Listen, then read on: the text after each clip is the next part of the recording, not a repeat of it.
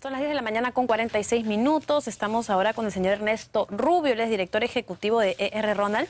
Vamos a hablar más sobre el Día del Trabajo. ¿Cómo está? ¡Feliz día! Encantado, feliz día también. Gracias por venir, lo estamos haciendo trabajar en un día feriado. Es un placer. Pero la verdad que hay muchos temas para tocar con usted. Y yo creo que para empezar por el tipo de trabajo que se viene realizando, ¿qué es exactamente? Bueno, en realidad ya estoy un poco informada, pero para que lo entienda más o menos el público, ¿qué es ER Ronald? Es una firma que se encarga de lo que es el coaching de transición, la búsqueda ejecutiva de talentos y a la vez también las evaluaciones profundas que nosotros hacemos a nuestras cuentas, empresas, y que de alguna forma contribuyen al desarrollo organizacional con clientes especiales, porque hemos dado un concepto boutique, es el primer concepto boutique en materia de recursos humanos.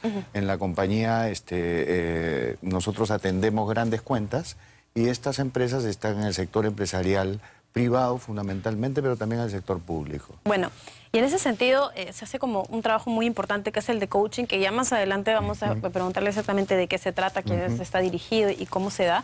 Pero hemos hablado hoy mucho sobre, con el señor Fernando Villarán, exministro de Trabajo, sobre qué bueno que haya muchas personas que están trabajando, que la situación está mejorando, hay que, digamos, trabajar más en el tema de la formalidad. Pero ¿qué pasa con las personas desempleadas, ¿no? ¿Cómo sobrellevar un desempleo? Hay que saludar también a las personas que en estos momentos no están trabajando, no la están pasando bien. ¿Qué hacer ante un desempleo inesperado, por ejemplo? Claro, es importante que la persona, en primer lugar, conozca sus credenciales académicas, conozca sus aptitudes profesionales y que, como quiera que es normal en este tipo de situación adversa, porque la misma no es catastrófica, sino es adversa, tendría que conocer bien sus habilidades propias y que de alguna forma esta persona tenga un autoconocimiento profundo y que la autoestima la coloque en su lugar, ¿no? Esto tiene un tiempo de duelo, definitivamente el primer mes puede ser muy difícil. Hay casos de depresión. Hay casos de tristeza que derivan en depresión, y si la familia que está alrededor del trabajador que está sufriendo un desempleo no colabora y no contribuye en ayudarlo a que esta persona se reinserte al mercado laboral, puede sufrir más todavía. Entonces el apoyo familiar es fundamental en un caso de desempleo, y a la vez también que la persona tenga claro qué cosa hacer como plan de acción, ¿no? Conociendo las habilidades de la persona, las oportunidades que el mercado le ofrece para el perfil que tiene y la demanda laboral que tiene afín a su perfil, él puede declarar un plan de acción. Entonces, ¿Cómo trabaja uno en ese plan de acción? Este plan de acción se trabaja por etapas, no es quizás lo que sucede de inmediato cuando sucede un desempleo, es que la persona por impulso empieza a repartir el currículum vitae, y es que el principal consejo que se le da que no debe hacer eso. ¿No es cierto? Revisar bien el perfil. El perfil debe consignar lo que es la categoría profesional, que es, por ejemplo, si yo trabajé en marketing o recursos humanos o finanzas, tener clarísimo que ese es mi perfil profesional, que es mi categoría profesional, y en qué sectores industriales yo puedo calzar para eso. ¿Y cómo mantener eso con cabeza fría y decir, eso es lo que me interesa y aquí hago mi selección? Porque yo he escuchado personas que dicen, me he quedado sin trabajo, no consigo nada, y ahora sí reparto mi CV como volante. Buena pregunta, ¿no? Hay generaciones laborales. Hay que distinguir para la audiencia que la generación Y de los jóvenes pueden darse el lujo de moverse de sector en sector. La generación X quizá tendría que ser un poquito más específica en mantener la estabilidad laboral y sostenida en determinada categoría y sector industrial. Y la generación a la que represento, que es la de mayores de 50 años, ya tiene como un nicho profesional mucho más sólido, mucho más establecido. Y esto depende de cómo la persona va manejando la ecuación categoría-sector, ¿no? Es importantísimo tener claro que si yo busco en el mismo sector, en la misma categoría, voy a tener muchas más posibilidades de encontrar un nuevo trabajo. Si yo quiero cambiar de sector, pero me mantengo en la misma categoría, llámese marketing, pues voy a encontrar de repente menos posibilidades de trabajar. Y si quiero cambiar de sector y de categoría, pues la búsqueda es más relativa. A ver, pero si regresamos en el tiempo, ¿ya? Estamos, por ejemplo, en el colegio y todavía estamos en una etapa en la que no tenemos clara la situación, ¿no? Por eso hay tantos cambios de gente, se van de una carrera a otra, en mi caso, por ejemplo. Me ha pasado mucha gente, y que en realidad hay personas que están trabajando en algo y cuando están en el camino se dan cuenta que no son para eso. Ya más allá de que te guste o no te guste, que de pronto no tienes las potencialidades o podrías desarrollarte mejor en otra rama. ¿Cómo haces para hacer ese giro? Ya, mira, los profesionales decisores que estamos en la butaca de quien contrata, tendríamos que tener la empatía suficiente con los jóvenes que se pueden dar licencia de cambiar de un lugar al otro. ¿Y si no eres tan joven? Es completamente aceptable hasta los 26 o 28 años que una persona pase por diferentes áreas de una empresa. Ajá. ¿Ya? Es además una característica, la deslealtad de los jóvenes hacia una empresa. Y hay otra cosa que se junta con la realidad económica del país de los últimos 10 años. Los jóvenes han vivido en una situación boyante ahora. Los jóvenes no tienen el temor de nosotros los mayores que hemos vivido crisis y que en nuestra época hemos tenido mucho más estabilidad laboral. Estar en un trabajo en los 80 y mantenerse 15 a 20 años era lo normal y era bien apreciado en un currículum vitae. Hoy no es tan apreciado como que los jóvenes pasan de un año al otro de empresa a empresa. Se supone que es un plus que diversifiques. Diversifiques. Y ya en la generación X, que es la que, si no me equivoco, es hasta los 45 años, el mantenerse 4 a 5 años es bastante interesante porque el cambiar de sector industrial lo que hace es enriquecer, robustecer tu perfil profesional. Entonces, eso es importante que los jóvenes tengan claro en la generación que se encuentra, que uno empieza a establecer según su propio interés, su propia preferencia, por dónde es que lleva su carrera profesional. Me parece bien interesante lo que dice además esto de que antes era tan valorado que uno permanezca tantos años en una empresa porque además ahora se habla mucho de lo que siempre pasa, ¿no? Está la escuela de la escobita nueva que barre bien. Entonces uno empieza en un trabajo y se puede apreciar, hay gente que está motivadísima, que dice yo me ofrezco, yo me quedo fuera de hora. Y poco a poco va pasando el tiempo y empieza este desánimo, esta desmotivación. Y yo creo que en realidad hay un problema también serio ahí, porque si bien es verdad que en la empresa te tienen que motivar, las personas como que se aburren muy rápido o piensan que los trabajos tienen que ser perfectos y tampoco no hay trabajo perfecto, ¿no? O piensan que también debes evolucionar muy rápido dentro del trabajo, ¿no? Y pasa también con los jóvenes que hacen una maestría, ¿no? A veces tienen que hacerlo después del trabajo o 2 años de experiencia laboral, pero creen que por el hecho de haber conseguido un MBA van a tener un incremento salarial o van a tener un upgrade en la jerarquía, digamos, organizacional o más responsabilidades, ¿no? Y no es necesariamente así. El tema de la automotivación tiene que ver con el descubrimiento de tus propias competencias y de tus propias habilidades. Si un profesional no conoce qué es lo que quiere, de hecho va a ir saltando de empresa en empresa. Y hay muchos factores que los englobamos dentro de lo que en nuestra firma llamamos el salario emocional, que es el sentido que le encuentro a mi vida al ir a un trabajo. Si yo al ir a un trabajo siento que me realizo, siento que realmente estoy desarrollando mi carrera, que además estoy teniendo un salario económico aceptable, afín a mi perfil, verdaderamente es un complemento interesante. Pero si yo, de alguna forma, no tengo claro qué es lo que quiero para el desarrollo de mi carrera, de hecho me voy a desmotivar y ese sentimiento de escobita nueva barre bien va a pasar muy pronto, ¿no? Y eso suele suceder en profesionales más jóvenes, de la década de los 20 años o base 3, ¿no? Estamos estableciendo además bien claro, ¿no? Que es el tema de los jóvenes que pueden, o sea, estamos clasificando por grupos, ¿no? Los jóvenes son hasta los 20... 28 sí, 28 hasta ahí.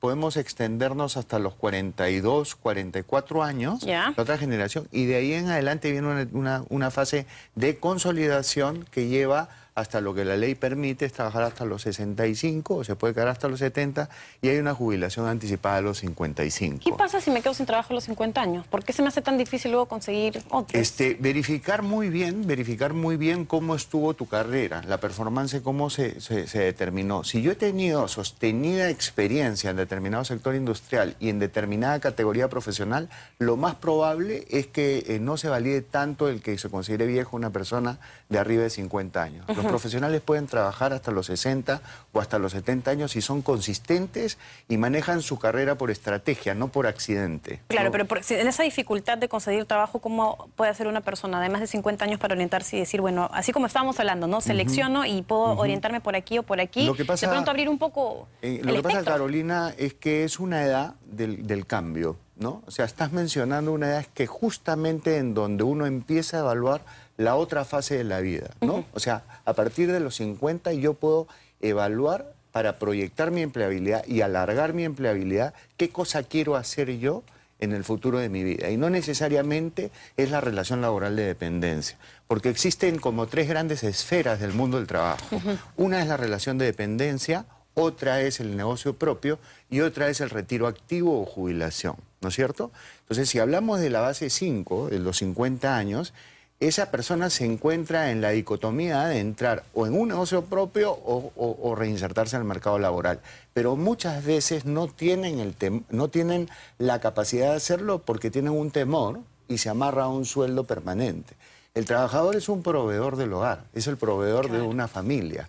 Cuando le suspendes un salario económico, deja de proveer el presupuesto familiar y entra en crisis. Entonces, lo importante es prever que eso se puede estudiar antes, explorar qué tipo de negocio podría hacer en base al expertise obtenido después de 30 años de trabajo. Entonces, realmente muy poca gente lo hace. Ese es un periodo que puede tomar 2 años a 3 para poder evaluar la segunda fase de la vida y proyectarme y alargar mi empleabilidad. Pero es bueno como irlo planificando, ¿no? Porque finalmente, ya más allá de como dice usted, un tema de tener recursos económicos y aportar a la familia, como que a los 50 años lo más común es que ya hayan formado una familia, que cómo se siente como personas, ¿no? Porque dicen, tengo 50 años y ahora no consigo trabajo, y eso también origina muchas caídas. Hicimos una buena encuesta entre 35 y 55 años a 410 trabajadores profesionales, sector privado, ambos géneros, y curiosamente el 77% quería tener un negocio propio. O sea, se encuentra trabajando con un sueldo, en una relación de dependencia, pero en el fondo quiere tener un negocio propio. Luego preguntamos si prefería tener un negocio propio, tener un salario o tener las dos cosas. Y el 90% contestó que quería tener las dos cosas. Y como consultores expertos en desarrollo de carrera decimos que no es bueno querer las dos cosas. Porque si yo quiero una relación de dependencia bien desarrollada, pues le pongo foco a eso. Me dedico a eso, ¿no? Y si quiero un negocio propio, tengo que remangarme y por más que me haga una oferta interesante, dedicarme a mi negocio propio para consolidarlo bien y que tenga éxito. Y que mucho abarca, poco aprieta, como dicen. Ahora, también, antes de pasar al tema del coaching, que también me interesa un montón, es cómo también las profesiones están digamos, marcadas, porque, por ejemplo, hay en algunas carreras en las que si tienes más edad y más experiencia, es mucho más valorado. Hay otras en las que si eres más joven, tienes carga familiar, eso lo valoran más y pueden decir, bueno, mejor cambiamos a este señor de tantos años que le falta capacitación o modernizarse y ponemos a este jovencito, mientras que en otras tiene más experiencia, tiene más años, me sirve para lo que necesito. Claro, son lo que llaman categorías longevas, lo que están mencionando. Por ejemplo, recursos humanos es una categoría longeva. ¿No? Una persona que tiene mucha experiencia en recursos humanos, en el manejo de sindicatos, en el manejo de prácticas de recursos humanos a partir de las canas, a partir de la edad, es muy valorado. Esa persona puede tener trabajo hasta los 70 años de edad sin ningún inconveniente, por la experiencia. Lo mismo sucede con los abogados. Los abogados experimentados, como los médicos experimentados, son muy valorados. Sin embargo, entran otras tendencias. Un antropólogo, un consultor. Indudablemente que también. Que son más trabajo académico. El trabajo académico, la docencia, el tema de la consultoría. Los catedráticos. Son, claro, relacionistas comunitarios, gente que está vinculada a la experiencia, que es valorada, pues eso ayuda. Ahora, profesiones más cortas, lamentablemente el marketing, ¿no? El marketing es una profesión que con el tema de las redes sociales, de pronto yo voy a preferir una persona de base 3 o de base, con la justa base 4, porque de pronto los otros ya no se alinearon a las nuevas prácticas tecnológicas o demás. Pero son cosas de categorías profesionales y de sectores. Porque hoy, por ejemplo, el sector construcción, el sector minas y todos los colaterales tienen una gran demanda de diversas categorías profesionales que varían según la longevidad que presente cada categoría. Qué interesante. Y además, sobre todo, bueno, uno siempre tiene que estudiar lo que le gusta, ¿no es cierto? Y revisando que además haya potencialidades para eso y poder desarrollar sus capacidades, pero tomar mucho en cuenta lo que está mencionando, porque si son estas carreras, como por ejemplo el diseño, hay que estar constantemente capacitándose y actualizándose para evitar que después pasen por un problema. Ahora, me ha alcanzado usted, señor Rubio, yo le agradezco mucho por esto sobre una nota que han desarrollado ustedes, que el 83%, esa ha sido una encuesta que han hecho, 83% de profesionales peruanos no tolerarían un jefe incompetente. ¿Nos puede contar un poquito sobre esto? Es lo que opinan 410 peruanos profesionales que hemos evaluado entre 35 y 55 años en diferentes sectores industriales y que a partir de la pregunta ¿qué valoras dentro del desarrollo de carrera y qué estimarías para estar haciendo un cambio de trabajo? En la parte del jefe se le preguntó, ¿tolerarías a un jefe incompetente? Y a juicio de los entrevistados, el 83% mencionó que no. ¿Qué entendemos por incompetente? El sector privado se maneja mucho con metas y objetivos que tienen que ver con la rentabilidad del negocio. Y estos objetivos son volcados en una gestión de performance que generalmente las empresas grandes y medianas lo manejan como una herramienta de medición de performance. ¿Ya?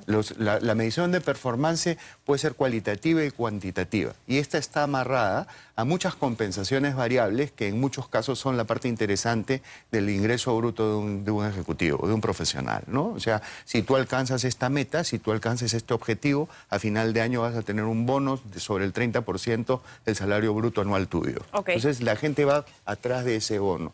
Pero muchas veces consideran que un jefe incompetente no los ayuda a llegar al bono, en efecto. Entonces, cuando agarras el bolsillo del trabajador, definitivamente salta, y es por eso es que menciona eso. Y también la pregunta iba profundizando a más a qué quieres para poder hacer carrera dentro de esa compañía, ¿no? Y hubo casos que me llamaron la atención. Pero puede ser el caso, como estamos mencionando, de los jóvenes que quieren crecer muy rápido profesionalmente. Quieren crecer muy rápido profesionalmente. Por eso tomamos a partir de los 35. Perfecto, claro. No incluimos a los chicos. Los chicos quieren ya la región completa, quieren manejar varios países, quemar etapas, ser gerentes. Es decir, es propio de la edad y hay que entenderlos porque tienen muy buena energía, pero el mayor... Pero ya mucho, ¿no? Sí. Hay otros hallazgos interesantes, por ejemplo, más del 80% está optando por el trabajo remoto. O sea, está de acuerdo en que el trabajador trabaje la mitad, el 50% en su casa y el 50% en la oficina. Que era lo que tocábamos hace unos momentos con el doctor Villarán. Con el exministro, sí. Es muy interesante porque salimos y dijeron, bueno, ¿a ti te interesaría trabajar remotamente 50% venir a la oficina, 50%? El 80% está de acuerdo en trabajar remotamente el 50% del tiempo. Es una nueva tendencia. No al 100%, es una nueva tendencia. No, pero está bien, es interesante porque también por otro lado es bien importante que puedas manejarte en equipo y socializar. Querer ir al trabajo, reportarte, vestirte, ir directamente a hacer trabajo en equipo, a consolidar, a armar alianzas. Es necesarísimo. Ahora, ojo, también hay mentes brillantes que tienen problemas de socialización y que mejor que se quedan en su casa trabajando desde su computadora y manden, ¿no? Es muy importante. Hay que adecuarlo. Es muy importante lo que mencionas. Es correcto, ¿no? Con pruebas uno puede detectar aquellas personas que prefieren trabajar en solitario, que tienen un nivel de concentración mucho mayor y son más productivas cuando trabajan solas, ¿no? Ahora, uy, me puedo quedar todavía hablando, creo que horas con ustedes. Vamos entrando, vamos entrando. Antes se hablaba de la reingeniería, ¿no es cierto? Todo pasado. Ahora todo es el coaching. ¿Qué es el coaching? El coaching es un proceso poderoso que apela al interior de la persona para que con sus mismas habilidades, a través de un coach, esta persona descubra sus potencialidades, se comprometa, tome conciencia de un tema personal, familiar, un tema sistémico que lo permita alcanzar sus logros. Y tiene de característica que el coach es un conductor de preguntas que son poderosas, que mueven al coachee, se le llama al asesorado, que lo mueven a que esta persona logre los resultados objetivamente a partir de un principio de felicidad y satisfacción en el trabajo. ¿Se podría decir como que un guía o facilitador con un aprendiz, con un asesorado? Sí, pero es un guía que no es un consultor que aconseja, no es un terapeuta que le da la receta, no es tampoco un psicoanálisis que explora sobre los temas pasados o traumas del individuo, sino que mira en adelante y que sobre todo lleva a la acción. El coaching lo único que hace es preguntar, dejar tareas y llevar a un plan de acción que permita que la persona que se somete, de alguna forma, logre sus objetivos y sea feliz. Bueno, sirve muchísimo. Además, creo, conversando con una persona que tenía un tratamiento muy claro con esto, me decía que le enseñaban a resaltar sus potencialidades y como que más bien las debilidades no se notaran tanto, ¿no? Lo que uno hace es resaltar en cuáles son mis fuertes, aprovechar, porque además eso también te hace que mejore tu autoestima. Claro, en el enmarcamiento del coaching generalmente solemos hacer evaluaciones previas para nosotros conocer los estilos, las preferencias de la persona, o también evaluaciones 360. ¿Qué opinan mis compañeros de trabajo de mi perfil? Esa evaluación es bien interesante. Claro, es muy interesante porque de repente uno piensa que empatiza y no está empatizando. Entonces, a partir de que piensa que es la misma de todos y nadie lo pasa. Y pasa todos los días. Entonces, a partir de una historia de esa persona, el coach empieza un trabajo de preguntas que busca explorar qué es lo que la persona desea. Fíjate, lo patrocina la compañía. La empresa patrocinadora es la compañía que contrata al individuo. pero la sesión de coaching es completamente privada y por ética no puede salir del ambiente íntimo de la sesión. Qué bueno. ¿No? Y es un tema que vela por la satisfacción del empleado patrocinado por un empleador. Entonces, realmente es una herramienta poderosa, moderna, que está funcionando mucho en el Perú para desarrollo. Es un boom. Sí. Todos hablan de coaching. Sí. ¿Y está dirigido a todos? ¿Todos podemos acceder? Claro. Cualquier jerarquía, o sea, todos tenemos derecho a ser felices y a aprovechar nuestras potencialidades. Y esto funciona en cualquier tipo de empresa para desarrollar competencias, para alcanzar objetivos, para modificar conductas, ¿no? Tengo casos que me dicen, mira Ernesto, realmente tengo este jefe que consigue resultados, es muy bueno en lo suyo, lo queremos en la compañía, pero no se comunica con el equipo. O cuando está estresado trata mal a la gente. Necesitamos que alguien le ponga un espejo al frente y que esta persona vea que realmente necesita cambiar. Bueno, aquí, por ejemplo, nosotros tenemos la suerte aquí que conversamos constantemente con los jefes porque además es un tema, ¿no?, de prensa, donde discutimos las noticias y cómo se da, compartimos. Pero a mí me han contado casos de amigos que, por ejemplo, trabajan en empresas que es imposible acceder a su jefe. Entonces, que el único momento, me dice un amigo, que yo puedo acceder a mi jefe es el momento que está bajando del auto, del estacionamiento, y se dirige a la oficina. Entonces ahí ya tengo que ir corriendo, pararme al costado y hablarle mientras en ese lapso que está caminando a la oficina, porque si no, y se está de buen humor. Y claro, ¿ves? Y eso es lo que a juicio de algunos entrevistados dijeron que era incompetente.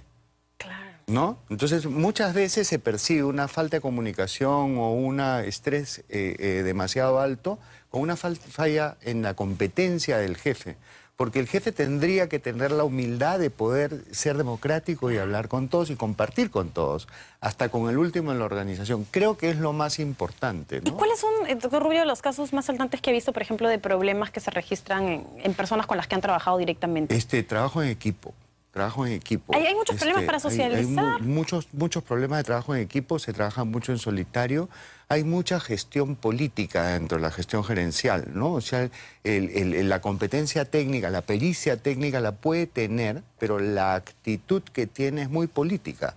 De pronto, gente que tiene mucha cintura política, pero no se desplaza o no se maneja bien en comunicación con la gente, o de alguna forma les falta el respeto a las personas, levantando la voz o faltándole la comunicación o no incluyéndolos en las promociones, etcétera, ¿no?